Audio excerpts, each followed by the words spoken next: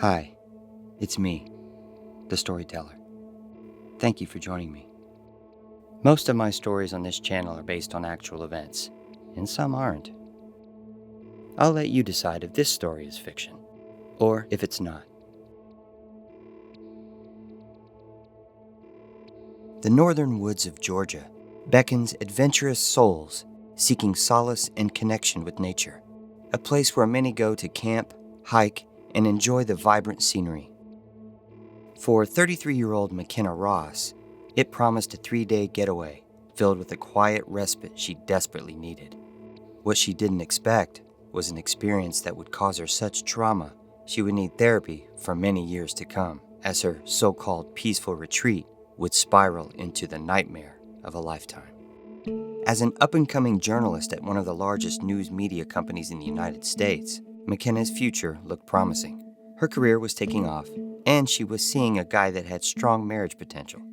Although she didn't like to admit it, McKenna was a workaholic, but because that comes with a certain stigma, she often tried to reframe herself as just a go-getter, a highly driven woman who wanted to make something significant of her life.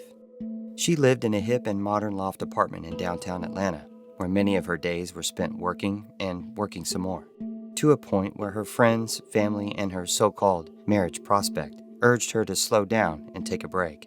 At some point, McKenna realized her work was truly consuming her, so she made the decision to block out a long weekend vacation. Being the type A personality she was, mixed with an adventurous spirit, she started looking at off-the-grid style Airbnb rentals.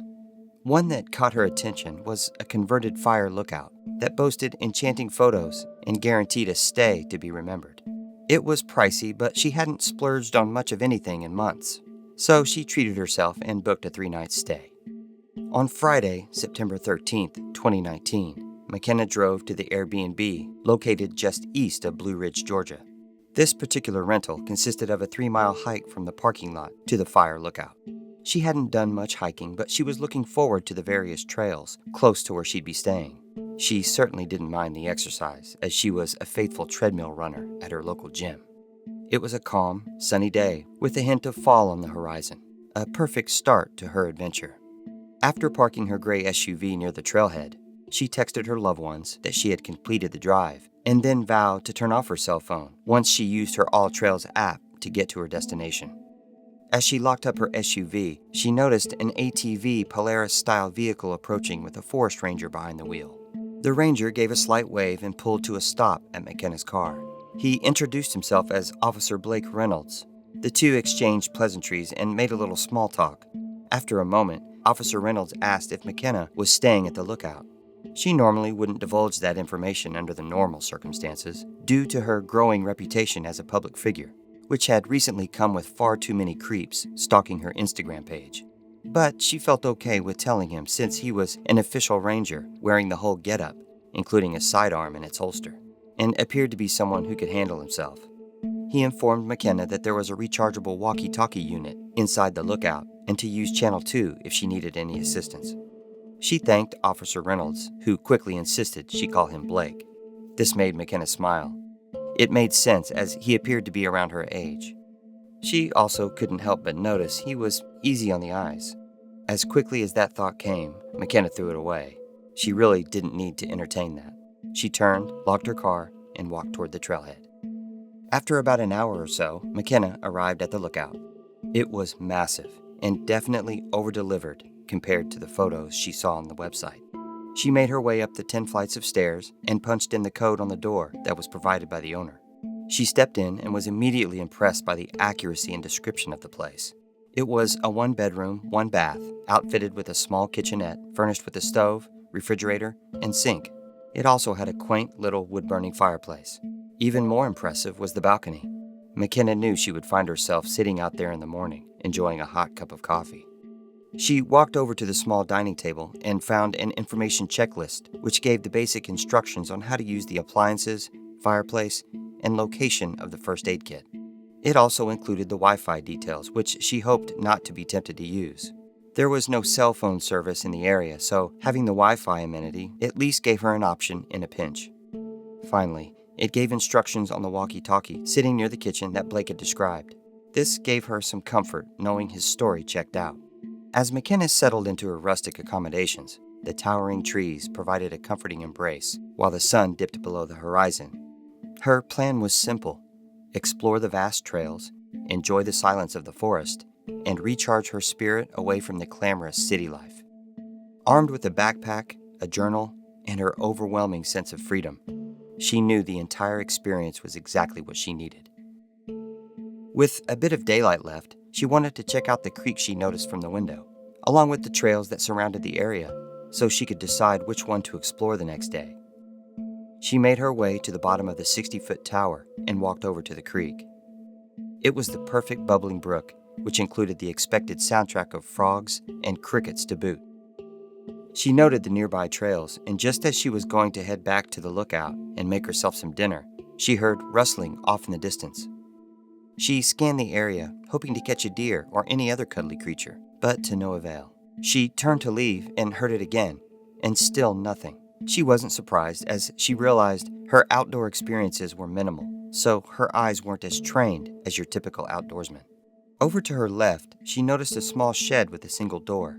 She approached and discovered it was unlocked, so she entered to see what was inside. It was your typical storage shed with some tools and items to restock the lookout, such as toilet paper, extra firewood, and old furniture items. She also noticed a small generator with a couple of containers of gasoline, which she assumed was in case of a power outage. She thought she might have missed any details on the information sheet about the generator, so she would revisit that when she returned. After McKenna retreated to the lookout, she changed into her comfy PJs, started a fire, and made herself a bowl of hot soup. As she promised herself, she ignored her cell phone, fighting the urge to check emails. That's when she remembered to look at the information sheet again. Indeed, on the back of the paper was mention of the shed and instructions on how to use the generator in case of an outage. It seemed simple enough, but she wasn't concerned, knowing the only day that had a chance of rain was Sunday.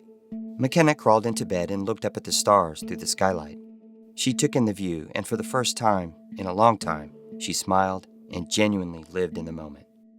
Just as she was dozing off, she heard an odd howl coming from somewhere in the woods. She sat up and moved closer to the window to see if she could spot whatever it was.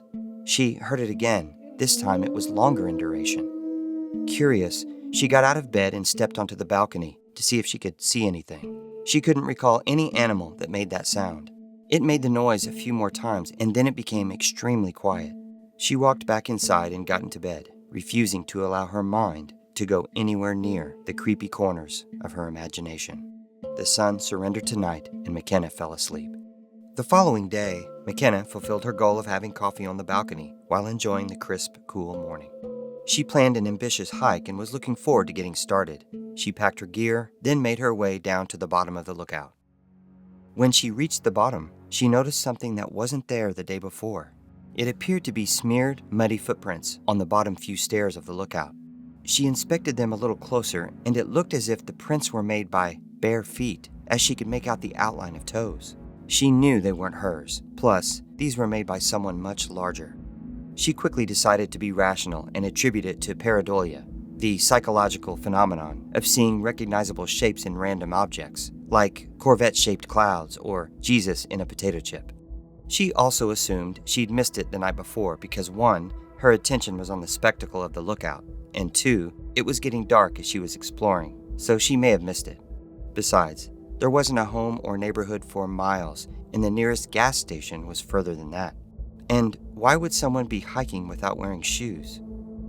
She brushed it off and ventured out to the nearby 4-mile loop trail that began at the edge of the clearing. She decided that nothing was going to distract her from enjoying her first full day. The trail was calm, beautiful, and everything she'd hoped it would be. She saw the occasional squirrel, stopped at every stream, and took in every moment.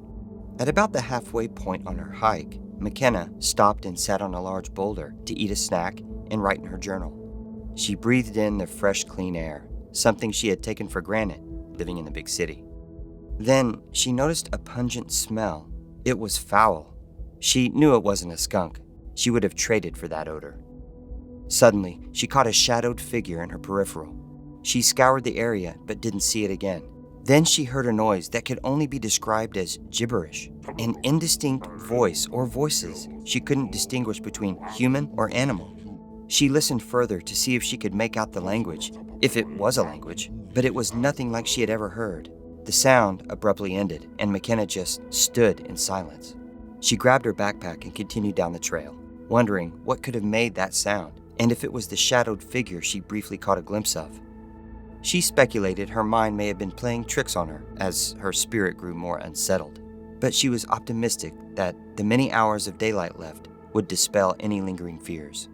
She decided she would call Blake on the walkie when she returned to the lookout and ask a few questions, hoping she wouldn't come across as some paranoid city girl. McKenna returned to the tower around 2 p.m., and despite what happened earlier by the boulder, she enjoyed her hike. She dropped her gear, then took the walkie from the charger and stepped onto the balcony. She made sure it was on channel 2 and called Blake. He answered right away, and McKenna told him about the footprints, what she possibly saw in the woods, and the odd vocalization she heard. He replied that he hadn't had any other reports, but if it would make her feel better, he'd come to the tower to take a look around. So she took him up on the offer. This gave McKenna a sense of relief, hoping he would find a simple explanation for all of it, even if it meant a little embarrassment. Blake told her to sit tight and that he would be there in an hour or so.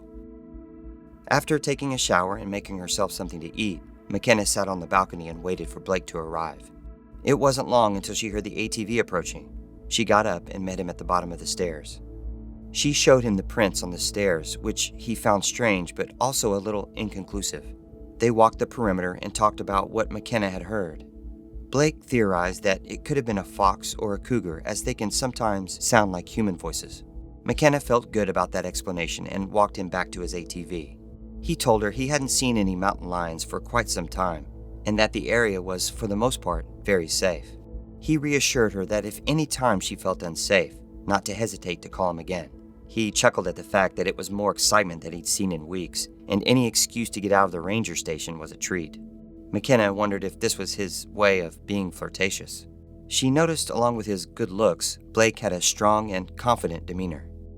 She thanked him again and watched him drive away. After watching the world turn blue, McKenna climbed into bed and journaled some more before going to sleep. Around 2 a.m., she jolted awake to a knocking sound coming from the distant trees. She peered out of the window next to her bed. The moon was putting on a show, so she could see surprisingly well. She heard the knocks again and determined it sounded more manufactured than something organic in nature. McKenna found a flashlight in one of the drawers in the kitchen and again, like the night before, stepped onto the balcony. She shined the light in different areas of the tree line, attempting to catch a glimpse of anything. Then she heard a screech, similar to the tone and pitch from what she had heard on the trail. She shined the light in every direction. Then it screeched again. Whatever it was, it had eluded her. She could hear it moving through the woods, and eventually it faded away to nothing. At this point, McKenna was a little freaked out, but more than anything, her journalistic instinct kicked into high gear, so she decided to open her phone, connect to the Wi-Fi, and do some research. She Googled fox and cougar sounds, watched a few videos, and convinced herself they didn't quite match what she'd heard. She gave it some thought, then caught a memory from the beginning of her college years at Syracuse. In one of her classes, she recalled a couple of nerdy, tinfoil hat type of guys that did a group project on creepy stories that involved Bigfoot, unusual disappearances, and other American legends. They discussed one particular story about a boy that went missing in the Smoky Mountains in the 1960s.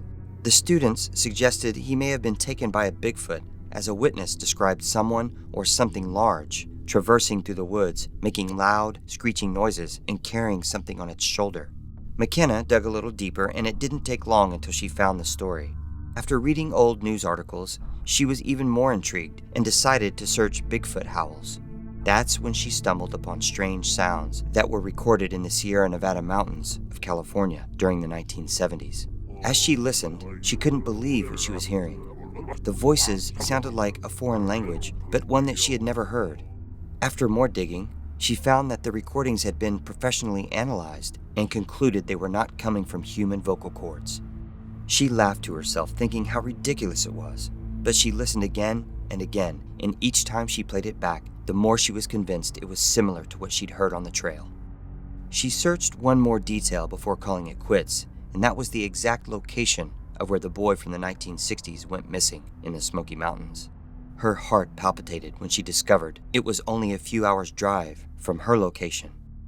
In that moment, McKenna contemplated cutting her trip short and heading back to Atlanta. After mostly a sleepless night, McKenna rose out of bed around 10 a.m. The bright sunny day evoked a bit of comfort compared to what she'd experienced and researched just hours ago. She made herself some coffee and breakfast, then recounted what she'd uncovered online. She could admit she freaked herself out, and maybe, just maybe, she was overreacting. She took in a deep breath and reminded herself it was her last day and night, and she'd be back in her loft before she knew it, drinking wine and sharing these wild memories with her friends. She decided she wouldn't let 50-year-old stories, viral videos, and monster legends ruin her vacation. Once the caffeine kicked in, she reset her mind and left on a hike that promised a gorgeous view at the beautiful Blue Ridge Lake. But this time, she took the walkie-talkie with her. She knew if she could reach Blake from the tower, she could possibly reach him where she was going, and this gave her a boost of confidence. McKenna followed the sign for the Blue Ridge Lake Trail and marched ahead. A couple of hours went by, and McKenna reached Blue Ridge Lake. She hadn't heard or seen anything unusual, so she was thankful she could focus on herself and the time she had left. After eating her packed lunch, she was about to check out the other side of the lake when she heard a rumble of thunder in the distance. She guessed the small percentage of rain in the forecast may turn into one more likely. It was clear from where she stood, but due to the tall trees that blocked the sky, she was unsure of how close the storm was. She tabled the idea of exploring the other side of the lake and decided to head back to the lookout. Just then, an enormous splash came from the shoreline. She whipped her head and caught the tail end of it, thinking it could have been a fish. She approached the area and noticed a good-sized rock in the water, a few feet from the bank. The ripples were still emanating from it. She looked toward the woods curiously, and her mind went back to what she'd researched. McKenna fought the urge to go there in her mind. Then another rock flew past her, hitting the water behind her. She knew it had been thrown at her. She called out to whatever it was, asking if anyone was there. Hello? Another crack of thunder came, but this time a bit closer, so she immediately gathered her things and remembered the walkie-talkie. She pulled it from her pack and walked swiftly down the trail. She called Blake and received a crackled response, but she kept trying. She repeated over and over she was on the Blue Ridge Lake Trail and felt she was being stalked and possibly attacked. Her inner tension rose. Another rumble of thunder came simultaneously with Blake's voice on the walkie, but McKenna believed she caught the words Blue Ridge. She leaned into her muscle memory and began to run at a steady pace, convinced she had the stamina to make it to the tower without stopping. She concentrated on her breathing and stayed alert of where she stepped. The sky darkened fast, and then came the rain. McKenna heard the screech again and felt the rush of something approaching. She glanced back and saw a humanoid-like figure scurry off the trail. Her heart pounded, hoping at any second Blake would appear on the trail. Just then, she was knocked down as something pounced on her back and began scratching and biting her backpack. It snarled and screeched. McKenna squirmed and fought. Without warning, a gunshot rang out. The entity released McKenna's backpack and disappeared. She pulled herself from the muddy soil and saw Blake straight away, standing next to the Polaris with his firearm pointing to the sky, the barrel still smoking from the gunshot. McKenna ran toward Blake and threw herself in his arms. She was drenched and muddy, but it didn't matter. She was safe. They hopped in the ATV and drove back toward the lookout. Blake drove with purpose, while McKenna asked him repeatedly what attacked her, but Blake struggled to find the words. He admitted it was very dark, but from where he stood, it wasn't an animal, but in fact looked human. McKenna was just glad he had arrived when he did. She looked on as they raced toward the lookout. By the time Blake and McKenna arrived at the tower, the storm had intensified. They parked close to the lookout, and once inside, Blake started a fire while McKenna poured coffee. The storm raged, and by this point, it was so dark outside, the 5 o'clock hour looked like 10 p.m. Blake tried radioing the station, as he expected another ranger to begin their shift, but all he got was static. He could sense McKenna was still shaken by the incident, so he reassured her he wouldn't leave her alone until he could get her back to her car safely. But they had to sit tight and wait for the storm to pass. Minutes later, McKenna put on her journalist hat again and asked Blake if there had been any recent sightings of this thing, and he replied he had heard no such reports. Suddenly, lightning struck the tower. The power surged, and then black. The power had gone out.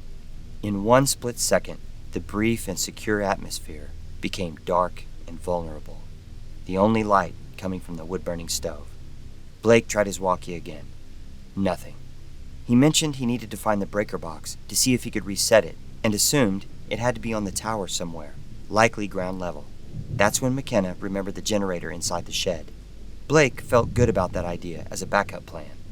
After grabbing the flashlight from the counter, he told McKenna to stay put and headed for the door. McKenna asked if he was worried about that thing coming back. He gently tapped his fingers on his sidearm and grinned with confidence before he stepped out into the rain and descended the stairs. A few moments went by. McKenna stepped onto the balcony and leaned over the railing to see if she could spot Blake down below. She called out for him and sighed in relief as he stepped out from under the tower. The rain fell harder, so she couldn't make out his response, but she believed he said he'd found the breaker box before he tucked out of sight. Then, something caught McKenna's eye, moving near the edge of the tree line. To her dismay, she made out the outline of a figure creeping slowly on all fours toward the lookout. McKenna screamed for Blake, but the rain and thunder drowned her voice. She rushed to the stairs and made her way down, stopping halfway, trying to find the figure, but she couldn't trace it. Suddenly, a blood-curdling scream came from below, followed by another gunshot. McKenna ran down the remaining stairs, and when she reached the bottom, she came upon a shocking sight. That thing was hunched over Blake's lifeless body, biting and chewing the flesh from his neck in a frenzy. McKenna screamed, and that's when the figure turned to reveal itself. It was a man, a feral, wild man, emaciated, covered in mud and filth, wearing torn hospital scrubs. The man hissed through his teeth, his face covered in Blake's blood. McKenna backed away slowly, her heart racing, soul filled with fear, as the man stared at her with deranged eyes. She saw Blake's pistol lying a few feet away from him, so she knew that wasn't an option. If she turned to run, this monster would attack. She continued to back up until she bumped into the Polaris. That was it. She quickly went through the motions in her mind. Jump in the ATV, turn the ignition, throw it into gear, and speed toward her car. She ran it through again, each step. Then she paused and counted down in her mind.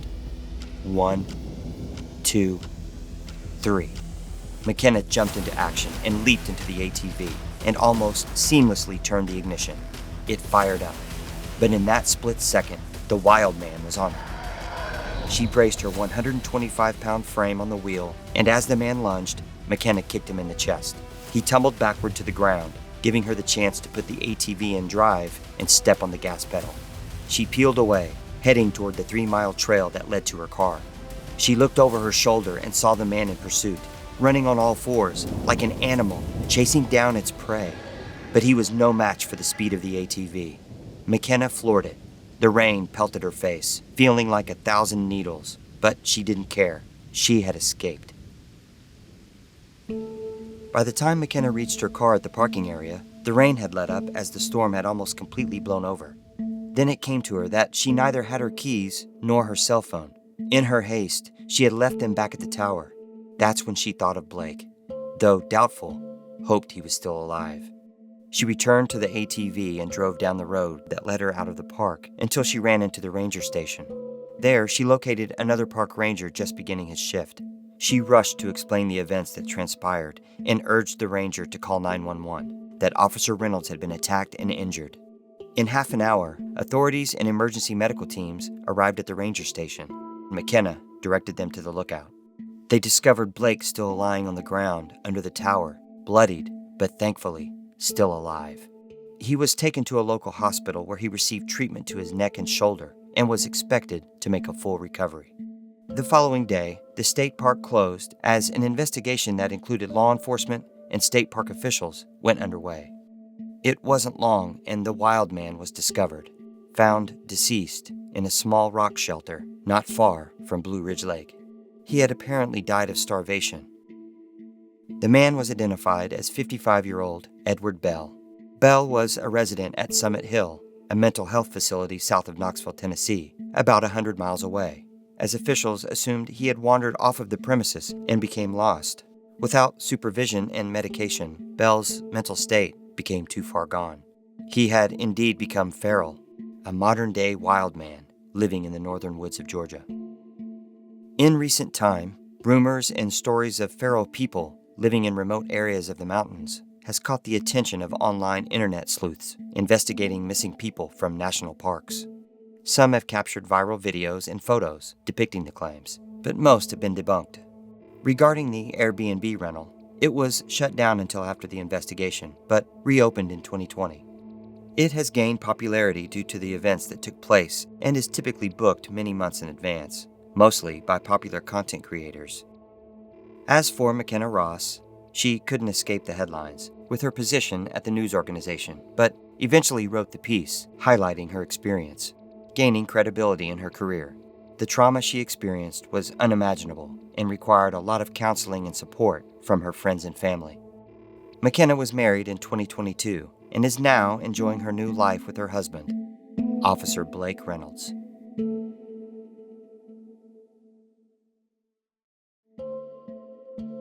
If you enjoyed this story, please consider subscribing to the channel. Give it a like, a comment, and maybe a share. But if you didn't like the story, maybe share it with someone you don't like. In any case, I'm glad you stuck around to the end.